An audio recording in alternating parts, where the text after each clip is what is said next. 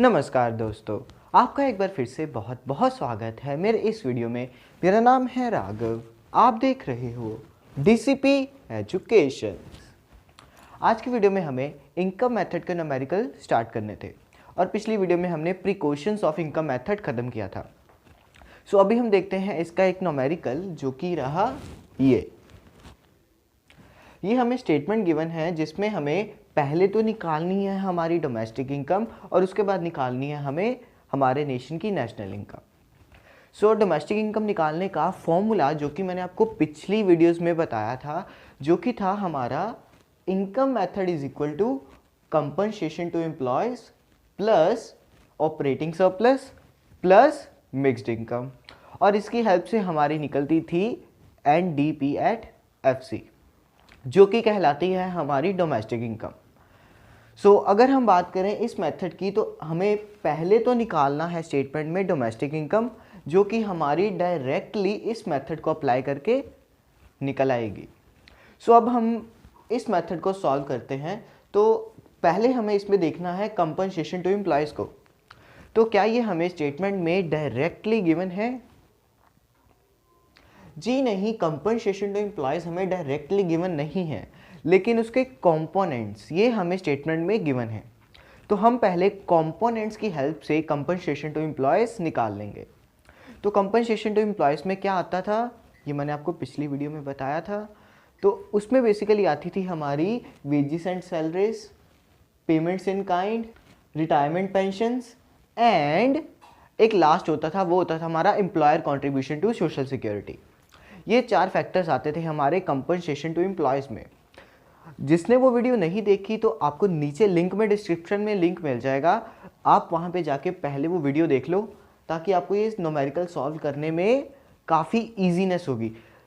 तो अगर हम बात करें पहले कंपनसेशन टू एम्प्लॉयज़ की, तो हमें स्टेटमेंट में इसके कॉम्पोनेंट्स गिवन है जिसमें हमें वेजेस गिवन है और employer contribution to social security given है। तो ये 2 फैक्टर गिवन है, हमें इसके अलावा और कुछ भी नहीं गिवन। तो हम क्या करेंगे, पहले wages plus employer contribution to social security, इन दोनों की हेल्प से हमारी निकल आएगी कंपनसेशन टू एम्प्लॉयज़। सो पहले हम ये निकाल लेते हैं। तो वेजेस है हमारी 10,000 and employer contribution to social security है हमारा 400। So 10,000 plus 400 which is equal to 10,400। ये आ गई हमारी कंपनसेशन टू एम्प्लॉयज़। ठीक है, अब कंपनसेशन टू एम्प्लॉयज़ के बाद हमें निकालनी है ऑपरेटिंग सरप्लस। अब क्या ऑपरेटिंग सरप्लस हमें डायरेक्टली गिवन है स्टेटमेंट में? जी नहीं, ये भी हमें डायरेक्टली गिवन नहीं है। अब हम क्या करेंगे, इसके कंपोनेंट्स की हेल्प से हम पहले ऑपरेटिंग सरप्लस निकालेंगे। तो इसके कंपोनेंट्स होते थे हमारे रेंट, इंटरेस्ट, प्रॉफिट। ठीक है, डिटेल्ड अगर जाननी है तो लिंक आपको नीचे मिल जाएगा। तो इसमें हमें स्टेटमेंट में रेंट भी गिवन है, इंटरेस्ट भी गिवन है। इसके बाद हमें एक डिविडेंड गिवन है, ये भी बेसिकली हमारे प्रॉफिट्स का ही पार्ट है। और जब हम कोई भी शेयर्स को सेल या परचेज करते हैं तो उस टाइम पे हमें सेल के टाइम पे बेसिकली इसके ऊपर जो प्रॉफिट मिलता है उसके प्रॉफिट का नाम है डिविडेंड। तो इसीलिए हम ऑपरेटिंग सरप्लस में डिविडेंड को भी इंक्लूड करेंगे।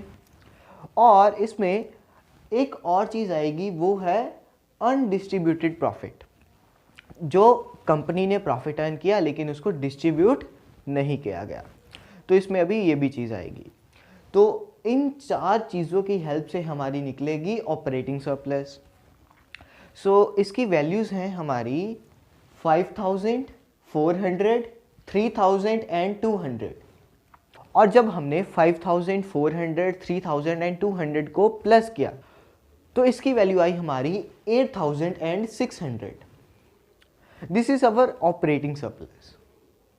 ठीक है, अब इसके बाद हमें क्या निकालना है, अब हमारे पास 2 कंपोनेंट्स तो निकल आए, एक तो कंपनसेशन टू एम्प्लॉयज़ निकल आया, दूसरा ऑपरेटिंग सरप्लस निकल आया। अब इसके बाद हमें निकालना है मिक्स्ड इनकम, तभी तो हमारी एनडीपी एट एफसी आएगी। तो मिक्स्ड इनकम क्या हमें डायरेक्टली गिवन है स्टेटमेंट में?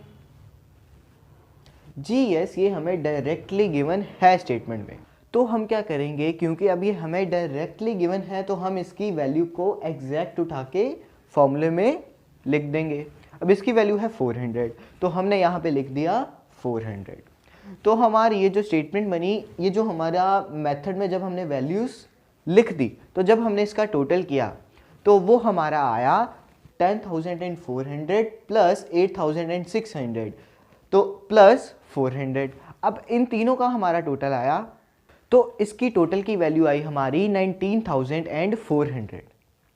ठीक है, अब हमें क्या करना है, अब ये वैल्यू हमारी करेक्ट है कि नहीं है, पहले तो ये चेक करना है। तो हम ये कैसे चेक करेंगे, पहले तो देखो कि आप निकाल क्या रहे हो। अगर हम बात करें इस फॉर्मूले की, तो ये फॉर्मूला हमें डोमेस्टिक इनकम निकाल के देता है। ठीक है, तो पहले तो अपनी स्टेटमेंट में चेक करो कि क्या कोई ऐसी एक्टिविटी है जो कि हमारी परफॉर्म तो डोमेस्टिक टेरिटरी के अंदर हो रही है, लेकिन हमने उसको अभी इस वैल्यू में एडिशन या सब्ट्रैक्शन, उसकी मतलब कि एडजस्टमेंट उसकी इस वैल्यू में नहीं की। तो अगर हम बात करें स्टेटमेंट की, तो इसमें अभी एक वैल्यू ऐसी है जो कि हमारी डोमेस्टिक टेरिटरी के अंदर परफॉर्म हुई है, लेकिन अभी तक हमने उसकी एडजस्टमेंट की ही नहीं। वो है हमारी कॉर्पोरेट प्रॉफिट टैक्स। मतलब कि जो कि एक कॉरपोरेशन ने, जो कि एक कंपनी ने हमारी डोमेस्टिक टेरिटरी के अंदर रहते हुए जो प्रॉफिट कमाया था, उसके ऊपर जो उसने टैक्स पे किया, ये जो टैक्स उसने पे किया, ये टैक्स की पेमेंट्स हमारी डोमेस्टिक टेरिटरी के अंदर परफॉर्म हुई है और अभी तक हमने इसकी कोई भी एडजस्टमेंट नहीं की। तो इसकी क्या एडजस्टमेंट होगी, क्योंकि अभी ये कॉर्पोरेट प्रॉफिट टैक्स जिसकी वैल्यू है 400, ये हमने नहीं छेड़ा, जो कि हमारी डोमेस्टिक टेरिटरी के अंदर परफॉर्म हुआ था। तो इसको समझने के लिए पहले देखो, तो ये जो वैल्यू है ये क्या रिप्रेजेंट करती है कि हमने हमारे प्रॉफिट में से टैक्स को पे कर दिया, जितना टैक्स बनता था प्रॉफिट के ऊपर वो टैक्स हमने पे कर दिया। तो अब था तो ये हमारे प्रॉफिट का पार्ट, ठीक है ना, हमारे ये प्रॉफिट का ही पार्ट था जो कि हमने गवर्नमेंट को पे कर दिया in the form of tax. और जब हम बात करें इसकी डेफिनेशन की, इस इनकम मेथड की डेफिनेशन की, तो वो क्या कहता है, the sum total of income earned by the owner of factor of production. जो उसने अर्न किया, किसने अर्न किया, ओनर ने फैक्टर ऑफ प्रोडक्शन के, मतलब कि उसका सम टोटल, उसकी टोटल प्रॉफिट, उसमें डेफिनेशन में उसने किसी भी तरह की एडजस्टमेंट की बात नहीं की थी। तो क्योंकि अब हम डेफिनेशन में कोई एडजस्टमेंट की बात नहीं कर रहे, तो हमें क्या करना है, अब जो उसने अपने प्रॉफिट का हिस्सा गवर्नमेंट को टैक्स की फॉर्म में पे कर दिया, वो भी अब हम इसमें इंक्लूड कर देंगे, क्योंकि हमें सम टोटल ऑफ प्रॉफिट निकालना है। तो हम क्या करेंगे, हम 400 को हमारी 19,400 की वैल्यू में ऐड कर देंगे, क्योंकि ये जो टैक्स उसने पे किया ये उसकी प्रॉफिट का ही हिस्सा है, और हमें डेफिनेशन में ये चीज़ गिवन है कि हमें उसका टोटल जो उसका प्रॉफिट है उसकी वैल्यू के सम अप से हमारी डोमेस्टिक इनकम निकालनी है। तो हमने वो जो टैक्स जो था उसने पे किया, उसको अब हमने क्या कर दिया, डोमेस्टिक इनकम में प्लस कर दिया। तो 19,400 plus 400 which is equal to 19,800। So this value is known as our domestic income. क्योंकि अगर हम स्टेटमेंट की बात करें तो स्टेटमेंट में अब ऐसी कोई भी एडजस्टमेंट नहीं है जो कि हमारी इस वैल्यू में हो, क्योंकि जो भी एक्टिविटीज़ हमारे डोमेस्टिक टेरिटरी के अंदर परफॉर्म हो रही थी वो हमने अब वैल्यूज़ में एडजस्ट कर दी। तो हमारी अब जो वैल्यू आई डोमेस्टिक इनकम की वो आई 19,800। नाउ फर्स्ट पार्ट तो सॉल्व हो गया। अब बात करते हैं सेकंड पार्ट की। तो सेकंड पार्ट में हमें निकालना है national income. So national income की नोटेशन क्या थी, NNP एट FC, और हमारे पास निकला क्या है, NDP एट FC। तो हमें D से N की तरफ जाना है, इसका डिफरेंस क्या कहलाता है, net factor income from abroad. तो डोमेस्टिक से नेशनल की तरफ जाना है तो इसकी वैल्यू को ऐड कर दो बस, NDP at FC plus NFIA which is equal to NNP at FC। So 19,800 plus 1000. So 19,800 plus 1000 is equal to 20,800. So this is our national income. ठीक है, इजी था. एक चीज ध्यान में रखना, पेपर्स में आप जब भी सम सॉल्व करोगे उसको पार्ट्स में डिवाइड करके सॉल्व करना, जैसा कि मैंने आपको इस स्टेटमेंट में सिखाया है, इस मेथड में सिखाया है. मैंने क्या किया, पहले कंपनसेशन टू एम्प्लॉयज निकाली, उसके बाद मैंने ऑपरेटिंग सरप्लस निकाला, उसके बाद मैंने मिक्स्ड इनकम निकाली, देन उसकी वैल्यू से मैंने नेशनल इनकम निकाली.